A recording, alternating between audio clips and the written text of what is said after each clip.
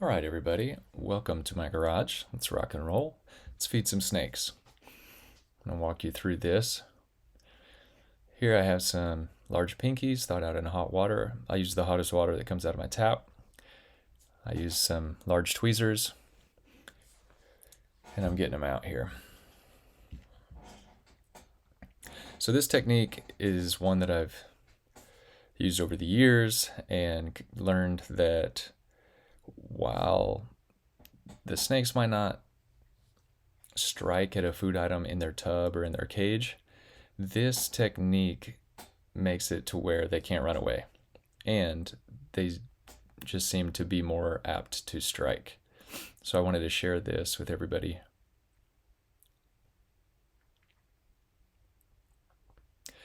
To be honest, this prey size, in my opinion, is too large. I should be using some smaller pinkies. Extra small pinkies is what I like to use.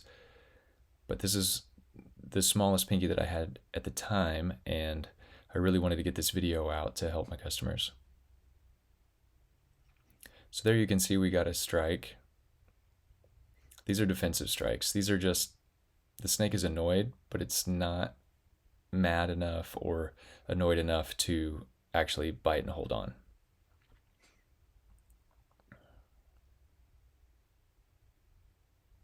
You can see its tail is wagging. That's kind of not a defense mechanism, but it's a sign that it's aggravated, that it doesn't like what's going on. And that's not bad. I mean, we want to aggravate the snake to elicit a strike,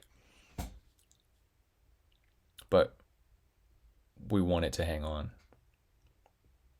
So I've given up on this snake. It says, you know what, it's not going to happen. These are defensive strikes. I didn't like the size of the snake for the prey item. I think it really needed a smaller prey item. And for this video, I was going to move on to the next animal.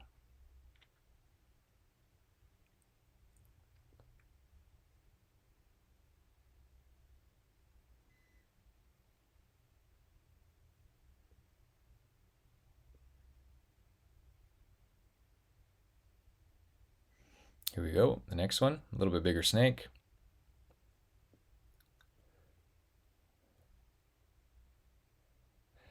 And we're getting a good response. This is what you want. You do want strikes. And at first, this is all I do. I just present the prey item to the snake. And then if that doesn't work, you can see what I'm doing. I'm tapping it on its neck, on the first third of its body. I try not to touch its nose or its head. I feel like that elicits more of a defensive response, kind of a fleeing response.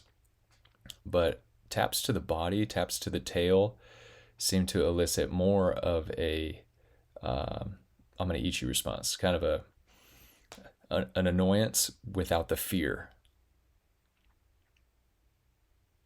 I'm holding the snake in my hand, but not so tightly that it can't move. So you can see I have to continually reset. So I'm not holding it so tight that it can't move. Boom, there. So now we've got a strike, and you'll see me stand absolutely still. And I let go. You're going to have that. And we just try again. Again, I'm just presenting the prey item to the snake. It's not striking, so I'm giving little taps to its body, start on its neck, on its back, trying to get a response.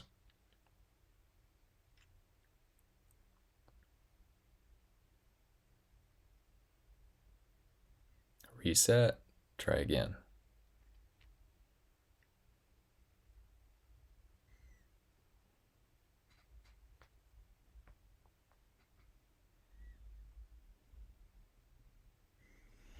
There are some times you can see this snake wants to run now. It's not interested in striking. It wants to run. It's tongue flicking, which is good. Strikes every once in a while. Boom.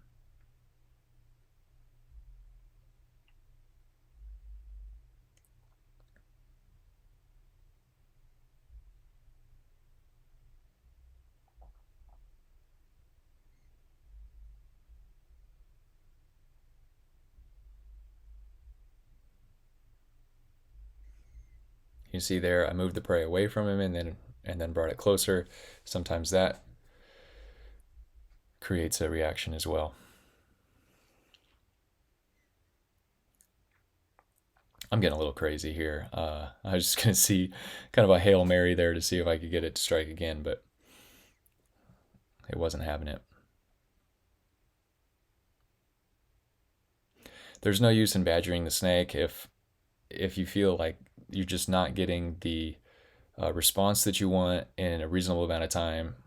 Then just come back, try again a different time, try a different day. But I don't know that it's helpful to just continue to badger the snake.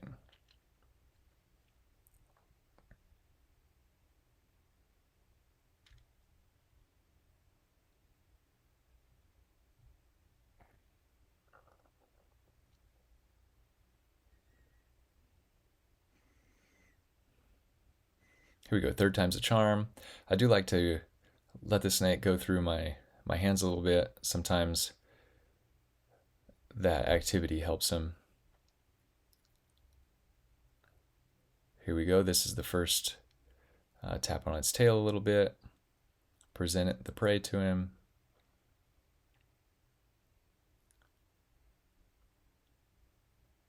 He doesn't seem interested. I'm drying it off. There's a paper towel on my table. I'm actually drying the pinky off a little bit so it's not so wet.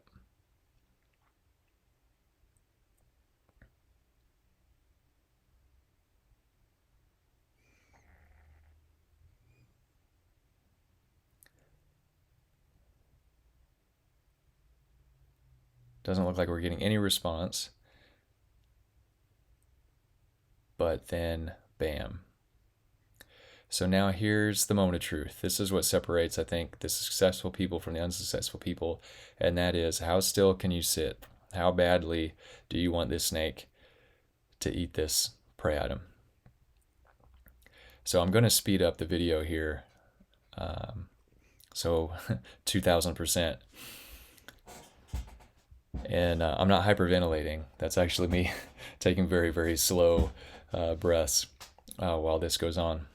It's about 17 minutes that's going to go by here while this snake eats. And I really want that to sink in, because that's 17 minutes of me not moving, not making eye contact. I mean, when I say stand still, I really, really mean stand still. I don't talk, I don't listen to music, I don't do anything like that. And we had success. So that's great.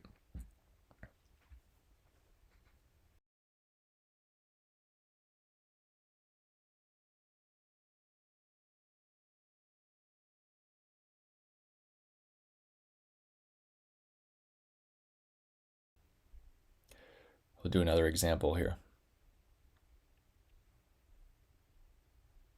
That's not fingernail polish on my fingernail. I'm building a snake shed and hit myself with a hammer several times, actually, on that finger.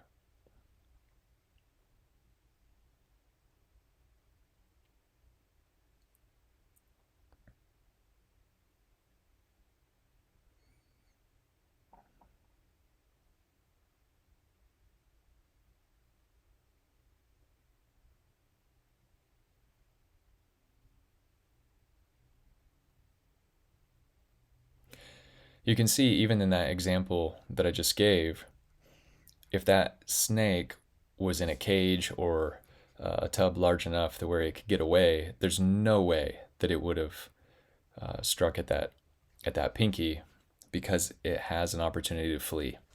So you can see these snakes, sometimes if they're hungry, or you find them on a good day, or they get used to the process, you can take them out and they'll strike right away and start eating. But more often than not, that's not the case. So that's where, some people tell me, they say, I tried tease feeding, I tried this drop feeding technique, and it's just not working. And so, well, first thing I want to know is, how big is your cage? What do you have it set up in? Do you have it in a tiny hatchling tub, or do you have it set up in a large terrarium or vivarium? Are there places that it can get away? Because all of these snakes, if I were doing this in a cage, they would be hiding within 2 seconds. They're not going to put up with it. They might stand their ground for a second or two, but then they're going to flee. So by holding them in one hand and offering the prey in the other, we kind of eliminate that possibility.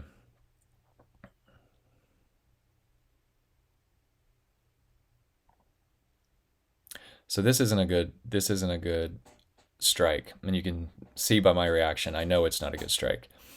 This snake, it bit the pinky behind the head, and I'll I'll zoom in. I'll show it to you here. It's not that it couldn't eat the pinky, but for it to walk its jaws up to the pinky's mouth and then begin swallowing it, I've done this enough that I know that this snake is not gonna finish this. And so here's the old slow mo of the drop, and you can see I'm moving a lot. I'm moving a lot because I knew it wasn't gonna work. I would rather the snake just spit it out and we can start all over again. Now, if you have one snake, then it might be worth investing in that time and seeing if it'll do it. But when you're doing multiple snakes, I just didn't feel like that was going to work. So now we got a good strike. It's over the mouth, and I'm going to speed it up again.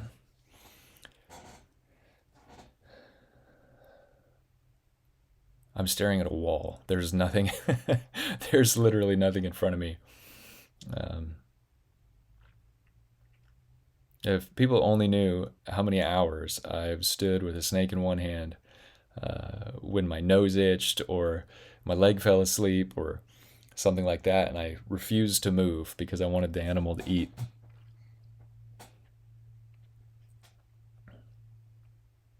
My wife says I'm the most patient man she's ever met, and I feel like this was my university. This was my curriculum to get there.